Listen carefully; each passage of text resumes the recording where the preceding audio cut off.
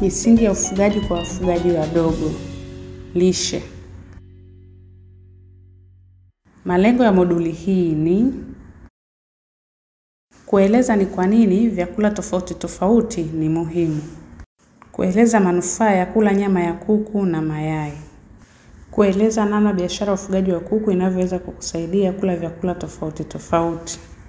Kutoa ushauri kuhusu usalama wa chakula na usafi. Ni kwa nini kula vyakula tofauti tofauti ni muhimu? Kula chakula chenye afya na tofauti tofauti ni muhimu kwa afya ya familia yako. Mwili wako unatumia virutubisho vilivyo kwenye chakula unachokula kukua na kuwa na nguvu. Kama chakula chako hakina virutubisho vya kutosha, unaweza kuwa na uzito mdogo, kudumaa au kuumwa.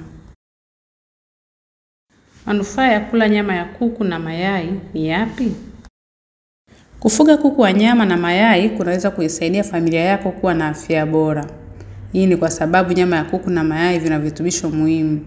Kwa hiyo, unapokula nyama au mayai yatakusaidia kukua na kuwa mwenye nguvu. Nyama ya kuku na mayai vina virutubisho kama vile protini ambayo inahitajika kwa ajili ya kuimarisha misuli, mifupa na meno. Virutubisho vinasaidia mwili kupambana na maambukizi na kusaidia ukuaji wa akili kwa watoto wadogo. Kula nyama ya kuku na mayai ni muhimu sana hasa kwa watoto, wanawake wajawazito na wanaonyonyesha ambao wanatakiwa kula yai moja kila siku.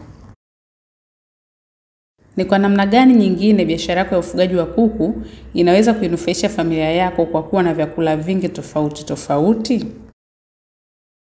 Kufuga kuku wa nyama na mayai kunaweza kuisaidia familia yako kula vyakula vingine bora kwa afya kama vile mboga za majani.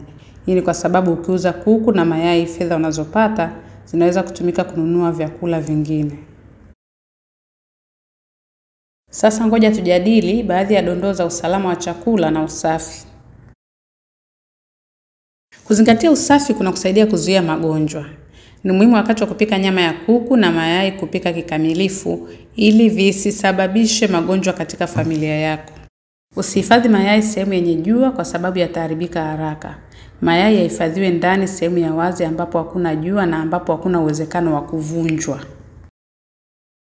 Pia, unatakiwa kunawa mikono yako kwa sabuni na maji safi mara kwa mara ili kudhibiti magonjwa ya kuhara na magonjwa mengine. Ni muhimu kunawa mikono yako kabla ya kupika, kula au kumlisha mtoto.